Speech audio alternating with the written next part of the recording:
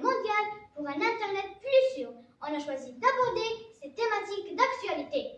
Internet, un outil fabuleux, devenu rapidement indispensable dans notre vie quotidienne.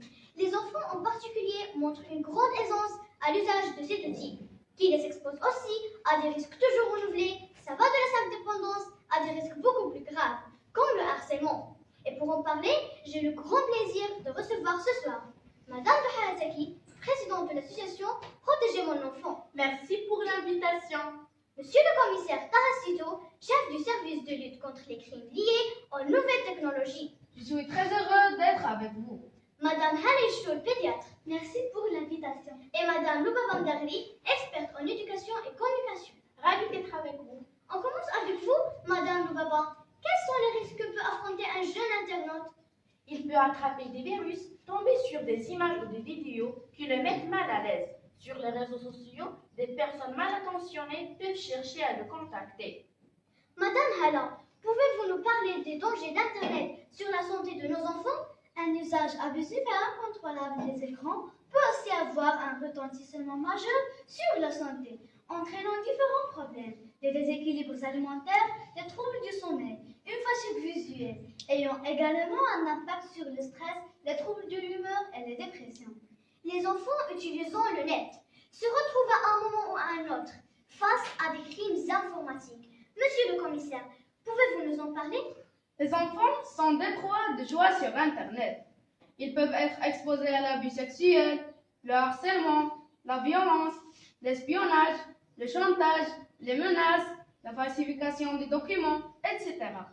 Et quelles mesures adoptez-vous pour lutter contre le crime cybernétique? La Direction générale de la Sûreté nationale a mis en place, depuis des années, une stratégie multidimensionnelle pour lutter contre la cybercriminalité. Elle a mis aussi à la disposition des citoyens un espace dédié aux enfants pour les sensibiliser sur ces dangers, en plus des interventions en milieu scolaire. Madame Doha, pouvez-vous nous parler de votre rôle dans la protection des enfants? Notre mission est de lutter pour que les enfants soient à l'abri de toutes les formes de maltraitance, d'abus et d'exploitation sexuelle. Et pour y parvenir, on ne cesse d'organiser des campagnes de sensibilisation, des formations sur les usages responsables d'Internet et les risques éventuels. Ainsi, Internet est un monde ouvert, quiconque peut y accéder. C'est pourquoi il est peuplé de dangers. Alors, comment faire pour protéger nos enfants, Madame Loubaba? Pour que nos enfants utilisent Internet en toute sécurité, je vais envoyer un message aux parents qui le regardent. Gardez toujours un œil sur les activités de vos enfants. S'assurez d'avoir la version la plus récente d'un logiciel antivirus. Bloquez les fenêtres publicitaires et activez-le par feu. S'informer de leurs habitudes sur Internet, ce qu'ils regardent, avec qui discutent-ils, comme on le fait lorsqu'ils franchissent la porte de la maison. Madame Hala, qu'est-ce que vous dites à ce propos? J'invite les parents à établir un contrat avec leurs enfants. On l'affiche près de l'ordinateur, on prend soin d'inclure le moment de la journée où ils peuvent naviguer, le nombre d'heures permises en semaine et le week-end.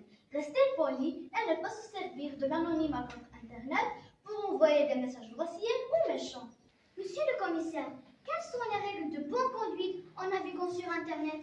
Pour un Internet plus sûr, il faut adopter les bons réflexes. Règle d'or numéro 1. Ne donne jamais d'informations personnelles sur Internet. Ne crois pas tout ce que tu lis, réfléchis et si tu doutes, interroge tes parents.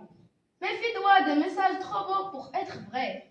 Et si tu t'inscris sur un site, utilise un pseudo et choisis un mot de passe compliqué et demande l'autorisation à tes parents.